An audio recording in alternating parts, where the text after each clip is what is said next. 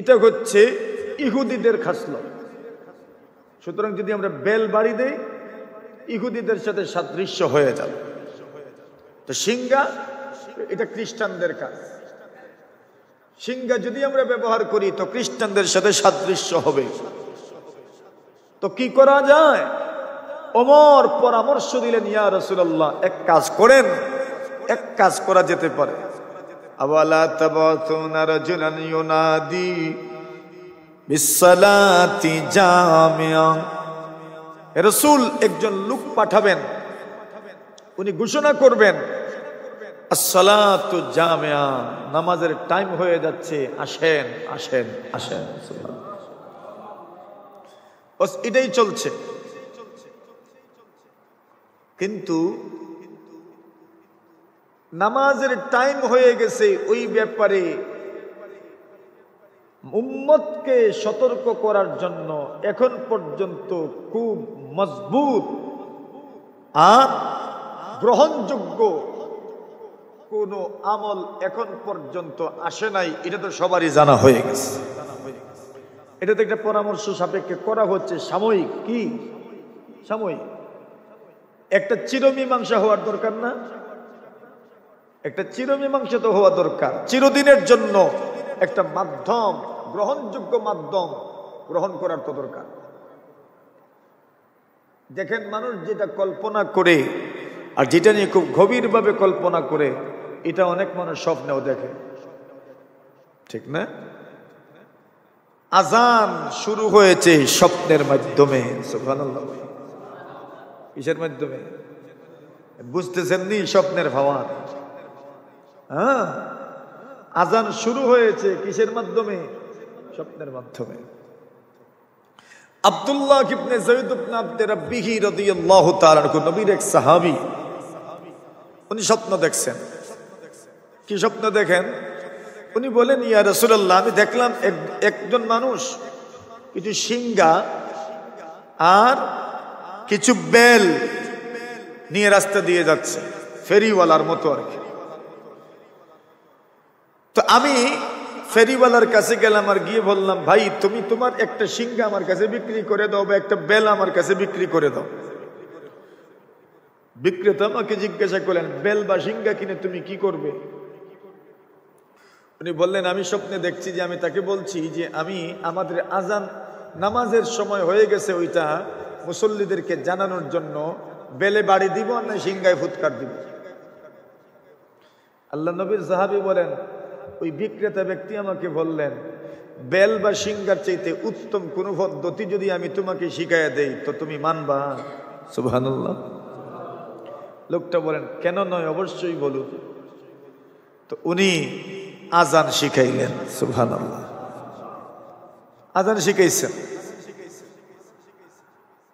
আল্লাহ রাসূল সাল্লাল্লাহু আলাইহি ওয়াসাল্লামের সাহাবী এই শব্দগুলো যখন শুনলেন আর দেরি করলেন না, দ্রুত সোজা আল্লাহ রাসূলুল্লাহর মসজিদে নববীর মধ্যে গিয়ে পৌঁছলেন। আল্লাহর নবীর হুজরায় করাঘাত করলেন, ইয়া রাসূলুল্লাহ, ইয়া হাবিবাল্লাহ। দরজা খুলেন গো রাসূল। আল্লাহ রাসূল সাল্লাল্লাহু আলাইহি ওয়াসাল্লাম দরজা খুললেন। হন্তদন্ত হয়ে সাহাবী নবীর খেদমতে হাজির। আল্লাহর নবী বলেন, কি হয়েছে? সাহাবী বলেন, ইয়া রাসূলুল্লাহ, ইয়া হাবিবাল্লাহ, আল্লাহর নবীজি গো এমন এমন স্বপ্নের বিবরণ দিলেন। আল্লাহ রাসূল বললেন, আলহামদুলিল্লাহ, সমস্ত প্রশংসা আল্লাহর। ঠিক আছে, এটাই মাধ্যম। আল্লাহ রাসূল আব্দুল্লাহ ইবনে যায়েদ ইবনে আব্দ রাব্বিকে বললেন, তুমি বেলালকে আজানের ওই শব্দগুলো শোনাও আর বেলাল জোরে জোরে বলবে। বেলালের কণ্ঠ সবচেয়ে সুন্দর, আওয়াজও বড়। উনি বেলালকে শিখাইলেন। বেলাল জুরি জুরি সুন্দর কণ্ঠে আজানের শব্দগুলো বলতে লাগলেন। যেই সময় বেলালের কণ্ঠে আজানের শব্দগুলো পুরো মদিনাতুল মুনাওয়ারার অলিতে গলিতে গুঞ্জরিত হয়, মদিনার প্রত্যেকটি মানুষের কর্ণকুহরে যখন আজানের শব্দগুলো জংকার তুলে, ওমর তো সজাগ, তাহাজ্জুদ যারা পড়েছেন সবাই সজাগ। আল্লাহর নবীর সাহাবী ওমর উনিও এই আজানের শব্দগুলো কিছুদিন আগে স্বপ্নে দেখেছেন। আল্লাহু আকবার বলেন। আল্লাহর নবীর সাহাবী ওমরের কানে যখন শব্দগুলো পৌঁছেছি, ওমরের স্মরণ হয়ে গেছে ওই শব্দগুলো তো আমিও আগে শুনেছি। এবার ওমর কাপড় টেনে টেনে পুরা বাঁধেন নাই, টেনে টেনে দেখছেন না মানুষ যখন কোনো দিকে দ্রুত যেতে চায় লঙ্গি ফিন্দিয়া ফিন্দিয়া দৌড়ে, মানে বাড়ি থেকে পরিধান করে বের হয় না, দৌড়াইতে দৌড়াইতে লঙ্গি পরিধান করে, ঠিক কিনা? আল্লাহর নবীর সাহাবী ওমর রাদিয়াল্লাহু তাআলা লঙ্গি পরিধান করে দৌড়াইতে থাকলেন। আল্লাহ নবীজির কাছে গেলেন আর বললেন, ইয়া রাসূলুল্লাহ, ইয়া হাবিবাল্লাহ, এই শব্দগুলো যে ওই লোকটা বলেছে গো ও রাসূল, ওই শব্দগুলো আমিও কতদিন আগে স্বপ্নে দেখেছি। আল্লাহ রাসূল বলেন, আলহামদুলিল্লাহ, তবে তো আল্লাহর শুকুর, এটাই থাকুক। ওই আজান শুরু হইল, সুবহানাল্লাহ বলেন। এখন জিবরিল যখন আজান দিচ্ছেন তখন তো আজানের পুরা স্ট্রাকচার, পুরা খাকা আর সবগুলো শব্দ আপনার সামনে আসে নাই। রাসূলুল্লাহ সামনে এখন আজান দিচ্ছেন জিবরিল, এখন তো সব নবীরা উপস্থিত। এখন আল্লাহর নাম নিয়েছেন আশহাদু আল্লা ইলাহা ইল্লাল্লাহ, এরপরে এখন কার নাম নেবেন? জিবরিল বলেন, আল্লাহ, এখানে আদম নবী, নূহ নবী, ইব্রাহিম নবী, মুসা নবী, ঈসা নবী, সব নবী উপস্থিত, নাম নিব কার? আল্লাহ বলেন, মুহাম্মদুর রাসূলুল্লাহ, যেখানে নাম হবে তার।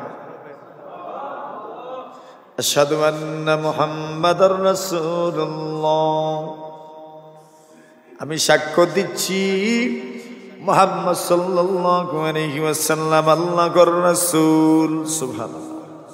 মুহাম্মদ কার রাসূল? আল্লাহর রাসূল। তো ওয়ারাফানা লাকা যিকরাক, যেখানে আমার নাম সেখানে আপনার নাম। ওয়ারাফানা লাকা যিকরাক ফাইন্না মাআল উসরি ইউসরা, ইন্না মাআল উসরি ইউসরা। আল্লাহ বলেন, ওগো নবীজি, নিশ্চয় কষ্টের সাথে সুখ আছে। সুবহানাল্লাহ। কষ্টের সাথে কি আছে? সুখ আছে। ইন্না মাআল উসরি ইউসরা, কষ্টের সাথে সুখ আছে। দেখেন, প্রথমে কষ্ট, প্রথমে কি, এরপরে সুখ। যদি আগে আসে পরে কষ্ট হইব? প্রথমে জান্নাতে গিয়ে পরে দুজকে যাইন গে হইব নি? প্রথমে কষ্ট, এরপরে সুখ। ইন্না মাআল উসরি ইউসরা, তো বোঝা গেল কষ্ট আসবেই দুনিয়াতে, দুনিয়াতে কষ্ট হবেই। কিন্তু মনে রাখতে হবে, কষ্ট যদি হয়, যদি জীবনে কষ্টের মধ্যে পড়ে যাও, তবে নিরাশ হয়ে যেও না। মনে রাখতে হবে, কষ্টের পরেই কি আছে? সুখ আছে। দুঃখের পরে সুখ আছে, কষ্টের পরে আল্লাহ তাআলা অবশ্যই আমার জন্য সুখ রেখেছেন। নিশ্চয়ই কাঠিন্যের পরে স্বস্তি আছে। কোনো জিনিস যদি কঠিন হয়ে যায় জীবনে, তো আল্লাহ এটার সমাধানও বের করে দেবে। সুবহানাল্লাহ বলেন। কার ওয়াদা? কার ওয়াদা বলেন? এখন এই দুনিয়াতে কোন মানুষ না খেয়ে মারা যাচ্ছে বলে? ইন্না মাআল উসরি ইউসরা, কোন গরিবের মেয়েটির বিয়ে হইল না বলে? গরিবের জন্য তার মেয়ে গড়ে উপযুক্ত, এটা তার জন্য কষ্টের বিষয় ছিল। কিন্তু আল্লাহ ওই গরিব মেয়ের বিয়ের ব্যবস্থা করতে গিয়ে একটা সহজ রাস্তা বের করে দেন নাই, অনেকগুলো সহজ রাস্তা আল্লাহ বের করে দিয়েছে। হয় না? আল্লাহ বলছে, ইন্না মাআল উসরি ইউসরা, তোমার জীবনে কষ্ট একটাই থাকতে পারে, কিন্তু কষ্টের সমাধান আল্লাহ একটা দিবেন না, হাজারটাও দিতে পারে। ইন্না মাআল উসরি ইউসরা। আল্লাহ বলেন নিশ্চয় কষ্টের পরে সুখ আছে। আবার বলছেন ইন্না মাআল উসরি ইউসরা, নিশ্চয় কষ্টের পরে সুখ আছে। এখানে কষ্ট বলতে গিয়ে দুটোটা একরকম বলেছেন, ইন্না মাআল উসরি ইউসরা। আবার এরপরে বলেছেন তোমার জীবনে কষ্ট আসলে সুখও আছে। মুফাসসিরিনে কেরাম বলেন এখানে যে শাব্দিক গঠন আছে, শাব্দিক গঠনের মাধ্যমে বোঝা যায় এক কষ্টের একটাই সমাধান নয়, বরং একটা কষ্টের হাজারটা সমাধান আল্লাহ রাখতে পারেন। সুবহানাল্লাহ। কষ্ট এক হতে পারে কিন্তু সমাধান এক নয়, সমাধান ভিন্ন হইতে পারে। আপনার জীবনে এক কষ্ট কিন্তু আল্লাহ হাজারটা সমাধান আপনাকে দিবেন। সুবহানাল্লাহ। হয় না, হয় না, হয় না। দেখবেন কোনোদিন কোনো সমস্যায় পড়লে দেখা যায় সুবহানাল্লাহ আস্তে আস্তে আস্তে আস্তে এখন কতভাবে এটার সমাধান করা যায়, ঠিক না বেটি?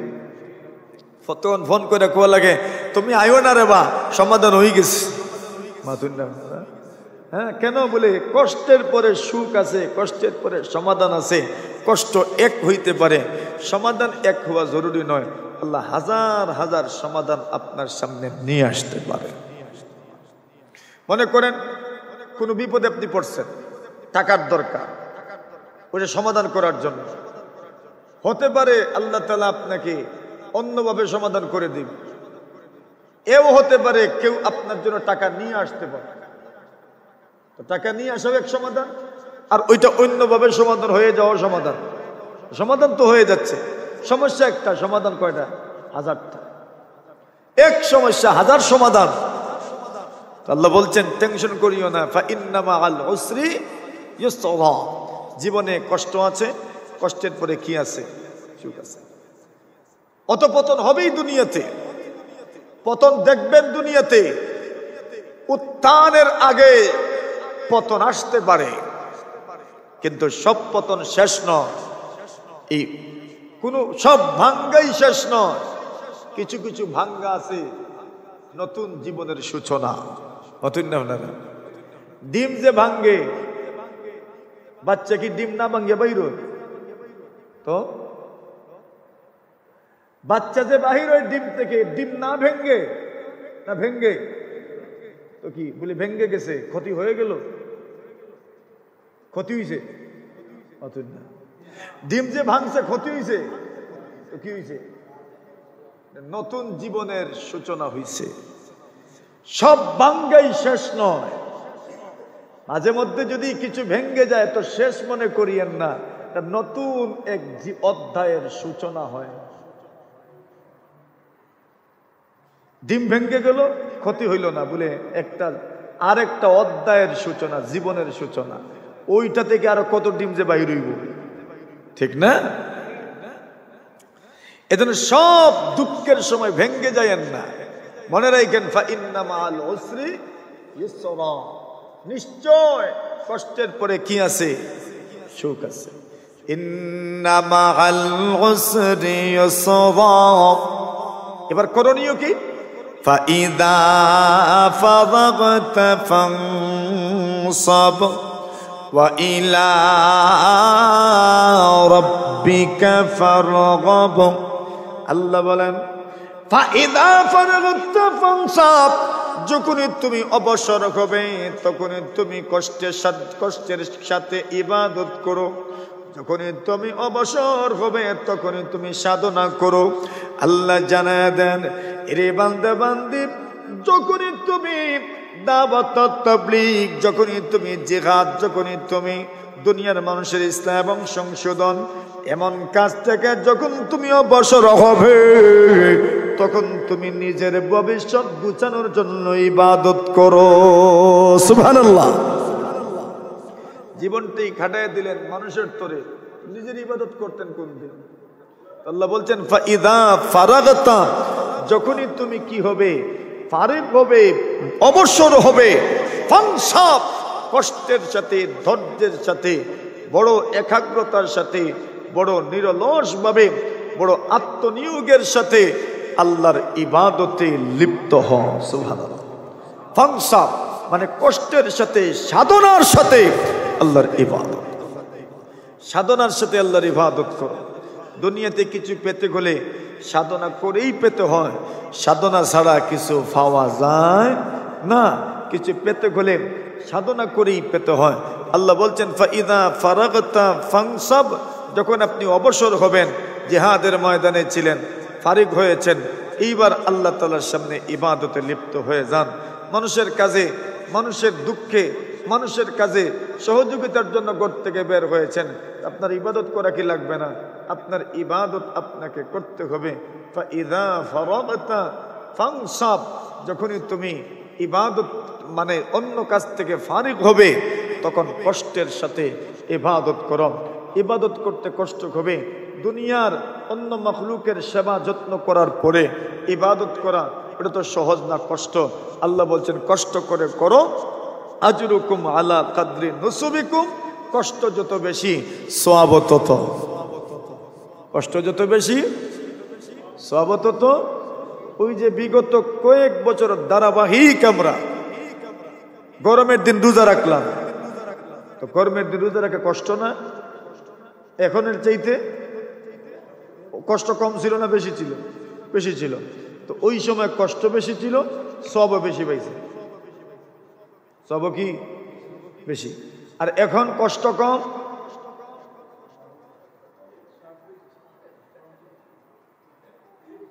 আজরু কম কইতে রাজি না কেউ। আজরুকুম আলা কাদরি নুসুবিকুম, কষ্ট যেমন সওয়াব তেমন। মনে রাখেন ওইটা, কষ্ট যেমন সওয়াব তেমন। যত বেশি কষ্ট হবে তত বেশি সওয়াব। নামাজে যত বেশি দাঁড়াবেন তত বেশি সওয়াব। পাও ফুলে যাবে তত সওয়াব। সুবহানাল্লাহ। রোজা রাখতে কষ্ট হচ্ছে, এরপরেও ছাড়ছেন না। আল্লাহ ফেরেশতারা কোন দেখো, দেখো না, তোমরা না বলছিলে এরা দুনিয়াতে দাঙ্গা হাঙ্গামা করবে, কই দেখো, দেখো আমার বান্দা পারছে না, এরপরে রোজা ভাঙছে না। আজরুকুম আলা কাদরি নুসুবি, আল্লাহ বলছেন ফাইদা ফারাগতা ফাংসাব, যখন আপনি অবসর হবেন তখন আপনি সাধনা করতে থাকেন। ওয়া ইলা রাব্বিকা ফারগাব, এবং তুমি তোমার রবের দিকে মনোনিবেশ করো, তুমি তোমার রবের দিকে ফিরে আসো। ওয়া ইলা রাব্বিকা ফারগাব, তুমি তোমার রবের দিকে ঝুঁকো, তোমার রবের দিকে তুমি ধাবিত হও। তুমি দুনিয়ার অন্য কোনো মখলুকের দিকে ঝুঁকে যেও না। ঝুঁকবা তো কার দিকে ঝুঁকো? জোরে কোন, ঝুঁকবা তো কার দিকে ঝুঁকো? হ্যাঁ, যোগ দিবা তো কার দলে যোগ দেও? জোরে কোন, যোগ দিলে কার দলে যোগ দিবা? আল্লাহর দলে যোগ দিবা। ওয়া ইলা রাব্বিকা ফারগাব, ঝুঁকবা তো আল্লাহর দিকে ঝুঁকো, ঝুঁকবা তো রবের দিকে ঝুঁকো। ওয়া ইলা রাব্বিকা ফারগাব, আপনার রবের দিকে ঝুঁকতে থাকেন। হে রাসূল, আপনার রবের দিকে আপনি ঝুঁকেন। তো রাসূলের জন্য যদি এই হুকুম হয়, আমাদের জন্য তো সেই হুকুম। আমাদেরকে ধাবিত হতে হবে কার দিকে? রবের দিকে। আমাদেরকে ঝুঁকতে হবে কার দিকে? রবের দিকে। আমাদেরকে মনোনিবেশ করতে হবে আমার আল্লাহর ইবাদতে, ঠিক কিনা? মুহতারাম হাজিরিনে কেরাম, এজন্য আসুন না জীবনটাকে সাজাই না সকলে মিলে, জীবনটাকে সাজানোর চেষ্টা করি, গোছানোর চেষ্টা করি, কোরআন দিয়ে রঙিন করি, কোরআন দিয়ে সাজাই। আল্লাহ তৌফিক দান করুক, বলেন আমিন।